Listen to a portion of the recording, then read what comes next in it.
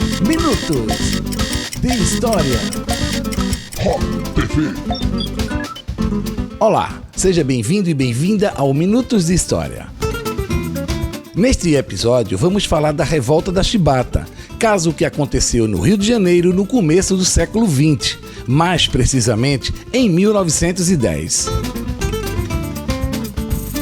A revolta teve início no encouraçado Minas Gerais e aconteceu entre os dias 22 e 27 de novembro.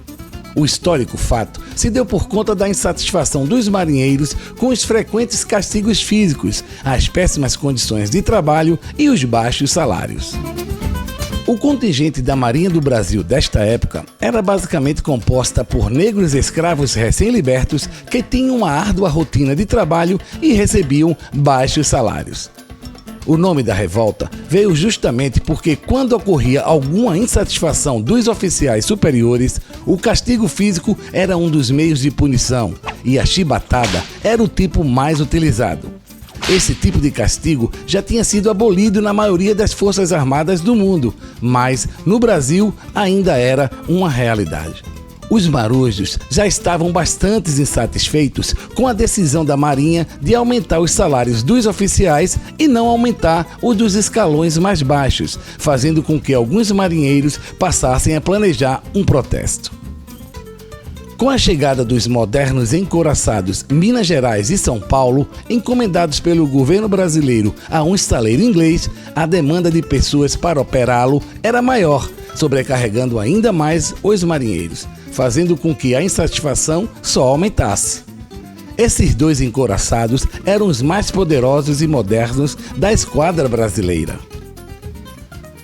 Foi na madrugada do dia 22 de novembro de 1910 que os marinheiros do encouraçado Minas Gerais se rebelaram.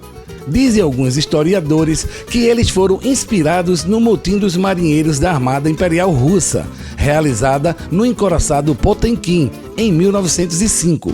Essa rebelião russa virou até roteiro de filme lançado em 1925.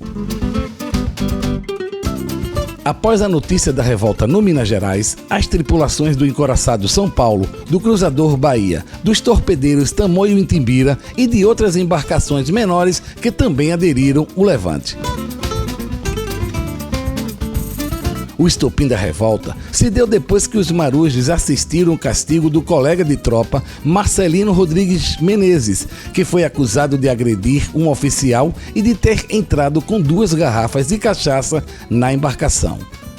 Por esses motivos, foi açoitado até desmaiar com 250 chibatadas. O normal, se é que podemos dizer isso, eram 25 chibatadas.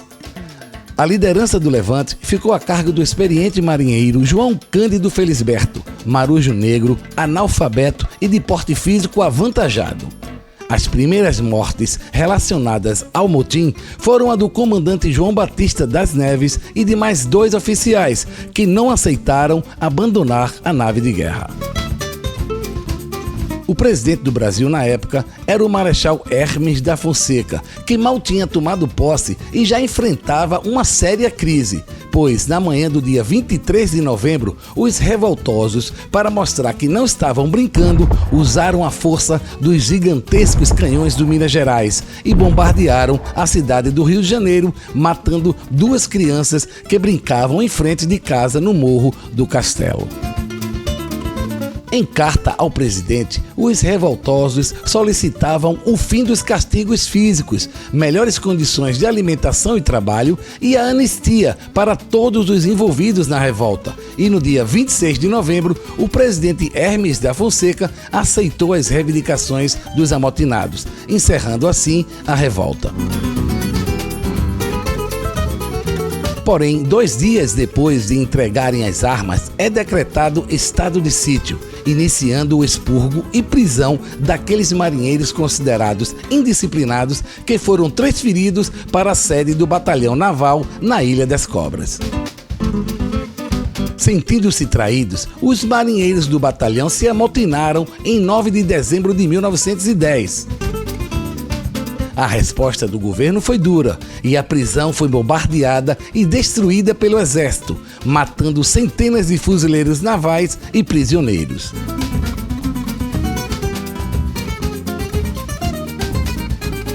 Os amotinados, totalizando 37 pessoas, foram recolhidos a 2 prisões solitárias, onde morreram sufocados. Somente João Cândido e outro companheiro de luta sobreviveram. Em 1911, aqueles que aderiram ao movimento já haviam sido mortos, presos ou expulsos do serviço militar. Muitos dos envolvidos foram mandados para campos de trabalhos forçados nos seringais da Amazônia e na construção da ferrovia Madeira-Mamoré. Segundo historiadores, o conflito deixou mais de 200 mortos e feridos entre os amotinados e cerca de 2.000 militares ainda foram expulsos da Marinha após a revolta. Na versão do governo, morreram 12 pessoas entre oficiais e marinheiros. Depois de sobreviver ao sufocamento e um atentado nas prisões que passou, João Cândido foi absolvido das acusações de conspiração em 1º de dezembro de 1912, mas foi expulso da Marinha, ganhando a vida como pescador e vendedor até o resgate da sua história pelo jornalista Edmar Morel, o que resultou no livro chamado A Revolta da Chibata, publicado em 1959. João Cândido morreu de câncer em 6 de dezembro de 1969, aos 89 anos, e por sua audácia e coragem, a imprensa o chamava de o Almirante Negro. Em 1975, a música O Mestre Sala dos Mares, composta por João Bosco e Aldir Blanc, foi feita em homenagem ao líder da Revolta da Chibata, mas foi censurada pelo regime militar. Somente em 23 de julho de 2008, o então presidente da República, Luiz Inácio Lula da Silva, entendeu e reconheceu que as causas da revolta eram legítimas e concedeu anistia aos marinheiros envolvidos, mas não o reincorporou postumamente à Marinha. Dentre tantas homenagens, foi inaugurada uma estátua de João Cândido na Praça 15, no Rio de Janeiro.